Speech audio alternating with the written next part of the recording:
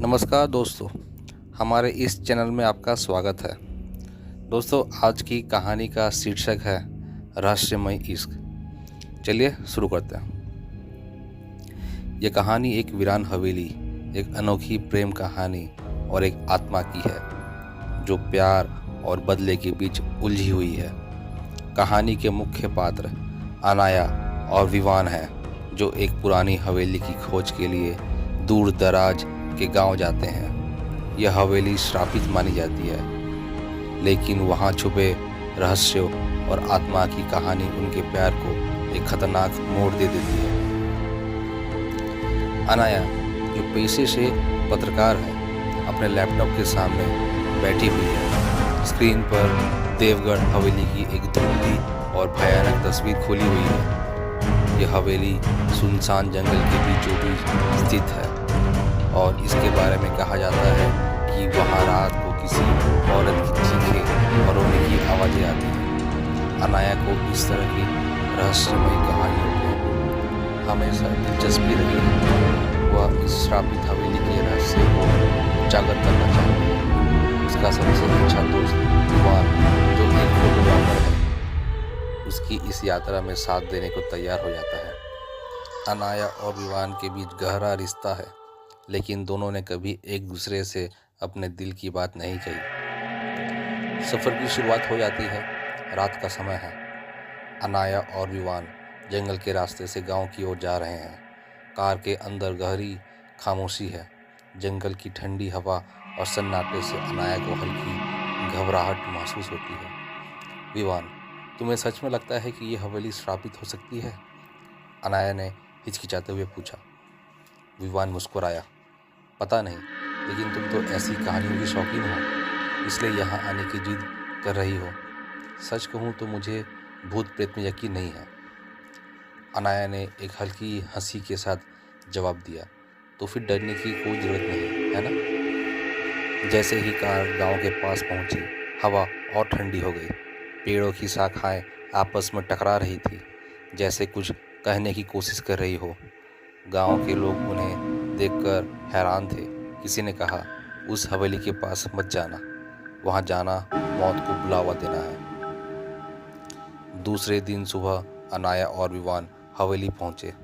हवेली का दरवाज़ा टूटा हुआ था और हवा और दीवारों पर बेलें लिपटी हुई थी। हवेली में घुसते ही एक अजीब सी ठंडक महसूस हुई। क्या तुम्हें यह जगह अजीब नहीं लग रही? अनाया ने धीरे से पूछा। हाँ, लेकिन यह सिर्फ पुरानी और वीरान हवेली है, डरने की बात नहीं, विवान ने कैमरा उठाते हुए कहा। तभी हवेली के अंदर से किसी के गुनगुनाने की आवाज़ आई। दोनों चौंक गए। अनाया ने विवान का हाथ पकड़ लिया। क्या यह हवा की आवाज़ थी, या विवान ने धीरे से कहा, या फिर कोई और? अनाया ने अपनी बात पूरी की। जैसे जैसे वे हवेली के अंदर बढ़े, उनके कदमों की आवाज़ गूंजने लगी। हर कोने में एक अजीब सा रहस्य था। तभी एक पुरानी तस्वीर उनकी नज़र में आई। तस्वीर में एक खूबसूरत लड़की थी, लेकिन उसकी आंखों में दर्द और गुस्से का अजीब सा मेल था। ये कौन हो सकती है? अनाया ने तस्वीर को ध्यान से देखते हुए पूछा। पता नहीं, लेकिन शायद यही हमारी कहानी की शुरुआत है, विवान ने गंभीरता से कहा।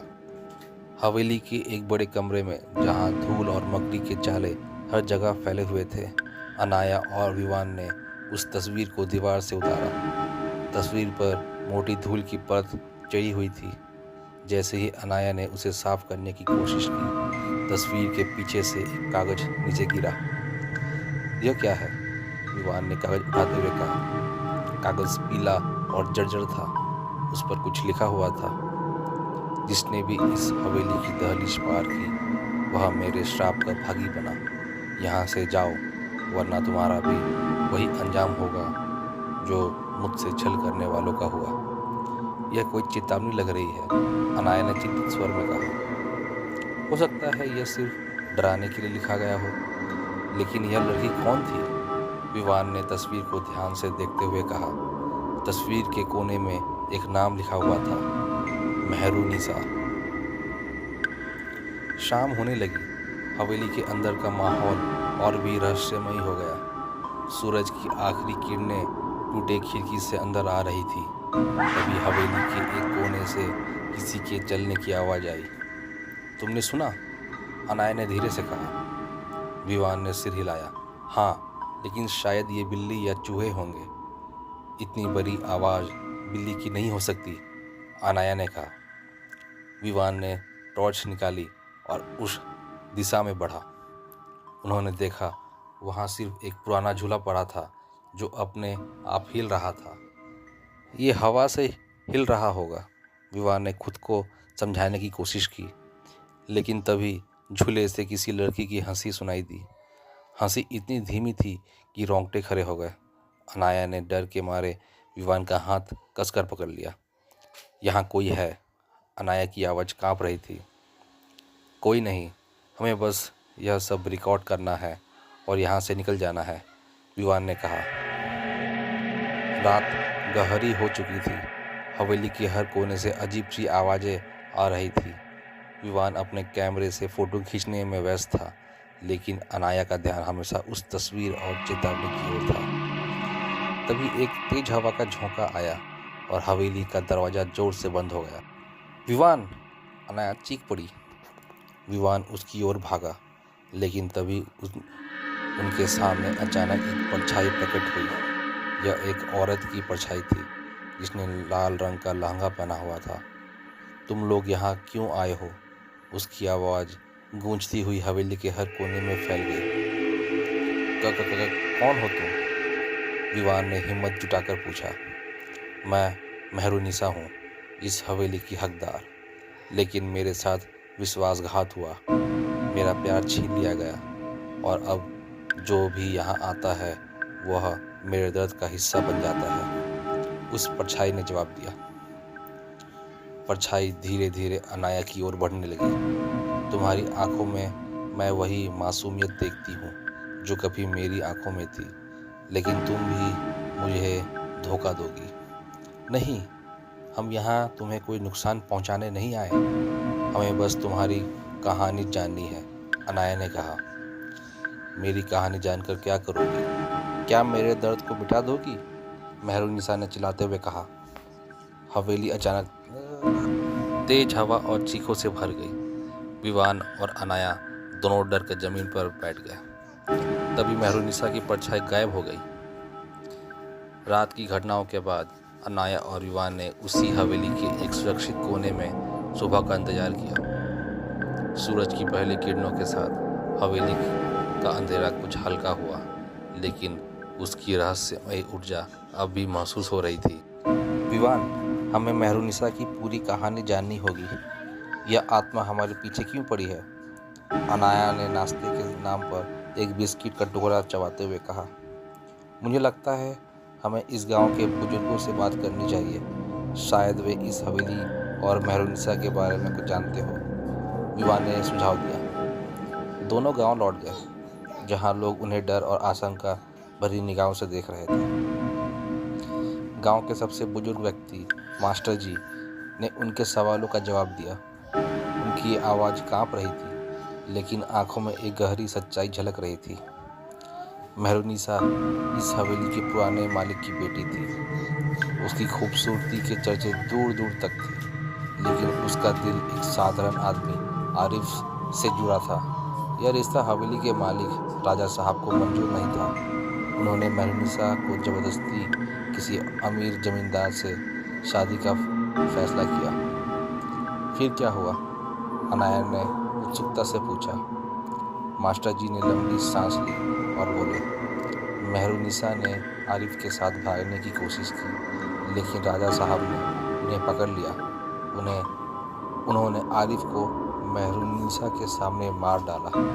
मेहरुनिसा ने खुद को इस हवेली के सबसे ऊंचे मीनार से कूदकर ख़त्म कर लिया।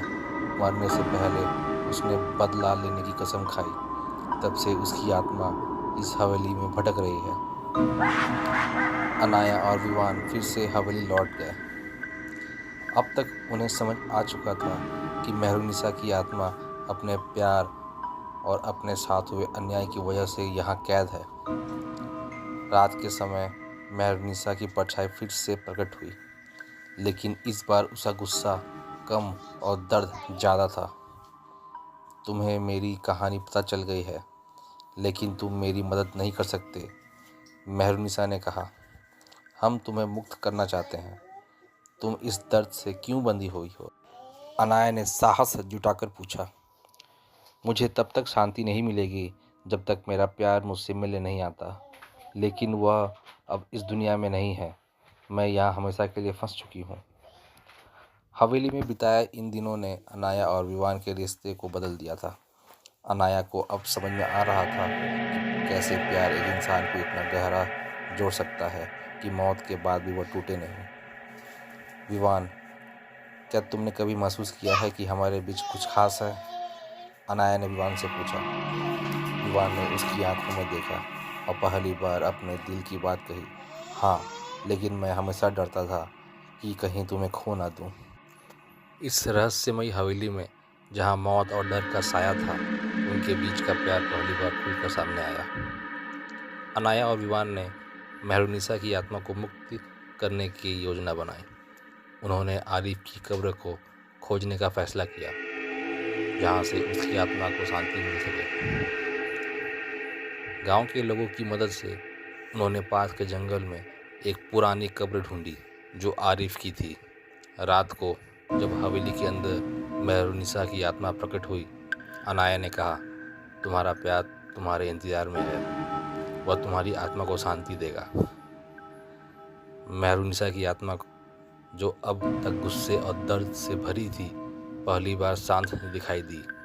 उसकी आंखों में आंसू थे। क्या ये सच है? उसने धीरे से पूछा। अनाया और विवान ने मेहरुनिसा को आरिफ की कब्र के पास ले गए। वहां पहुंचते ही मेहरुनिसा की परछाई आरिफ की आत्मा के साथ मिल गई। धन्यवाद, अब मैं मुक्त हूँ। मेहरुनिसा की आवाज़ हवा में गूंज उठी और फिर वह गायब हो गई। हवेली अब शांत थी। उसकी भूतिया छवि खत्म हो चुकी थी। अनाया और विवान ने अपने प्यार को नई शुरुआत दी। इस यात्रा ने उन्हें न केवल एक रहस्यमय कहानी को उजागर करने में मदद की, बल्कि उन्हें अपने जीवन के सबसे महत्वपूर्ण रिश्ते का एहसास भी कराया। धन्यवाद। अगर आपको ये कहानी पसंद आई हो तो हमारे चैनल को लाइक करें और सब्सक्राइब करें। धन्यवाद।